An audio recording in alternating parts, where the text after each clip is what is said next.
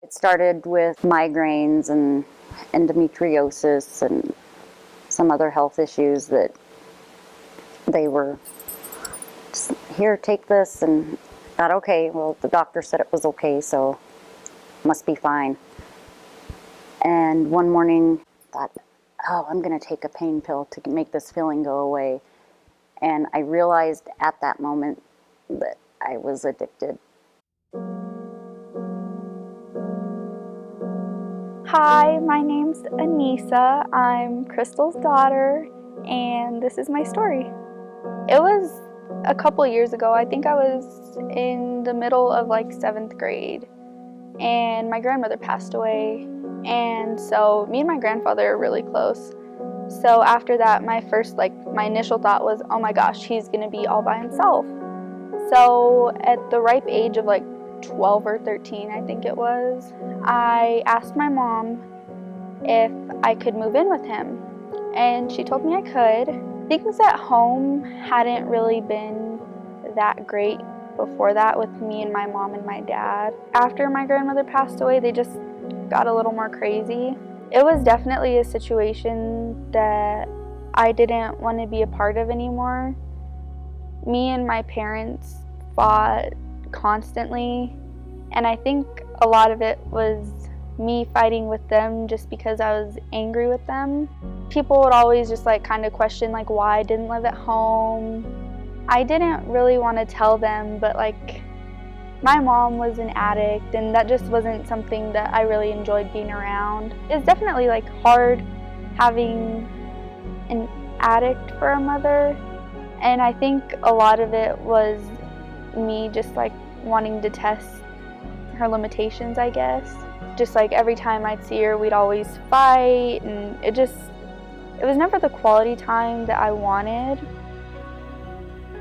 And there would be times that I'd be at my cousin's house or my friend's house, and I would just look at the way they interacted with their moms and just wonder, like, why can't I have that? Like, what did I do that was so wrong that I can't have a relationship like that with my mom? And it was really hard when I'd have my big events that every girl should have their mom there for.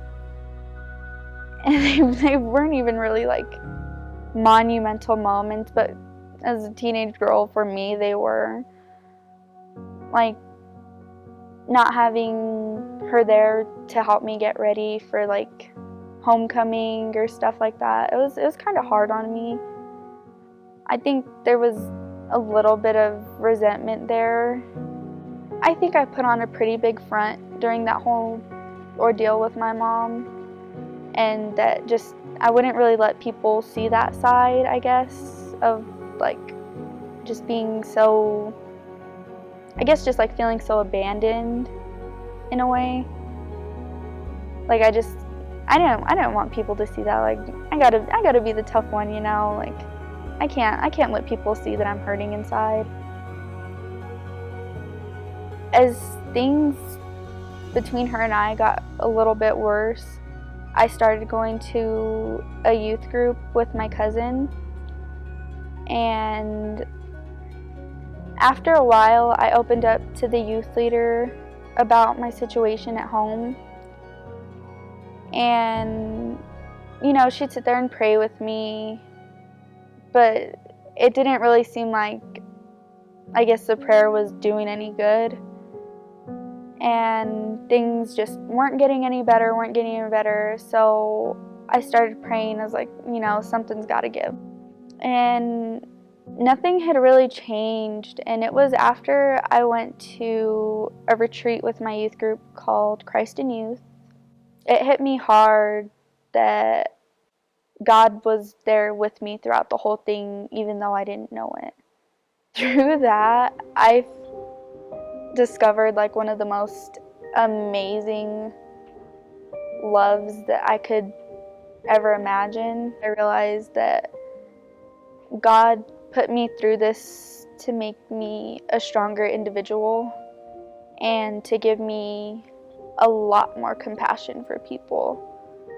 But after a while, I did realize, okay, God's not going to use this situation for nothing. Like, he's not going to make me and my mom go through this big ordeal for nothing. Like, there's got to be something coming out of it. And it was 2 years ago that my mother went and got help, and I finally kind of realized, you know, like, God did put me through this for a reason. Like, through all this, our relationship has grown so much stronger. Like, we're pretty much best friends. Like, that's really the only person I hang out with is my mom. One of the verses that helped me get through it was Romans 5:8. I loved you at your darkest. To me, I was like, okay, if God can love me at my darkest and through everything that I've put my mom through on top of it all, then I should be able to do that with her. I think after a while of being in that situation, my heart definitely was softened up a little bit, and I just had so much love for my mom in my heart that I was like, okay, I can't let her go through this alone. So I finally quit with all the bickering, starting arguments, and I was like, okay, no matter what, she's my mom, she's the reason I'm here, so I gotta help her in any way I can, whether it was with housework or just asking her how her day was and listening to everything that she had done that day. I think through this, I've discovered more than ever, like, the love of Jesus. He's definitely,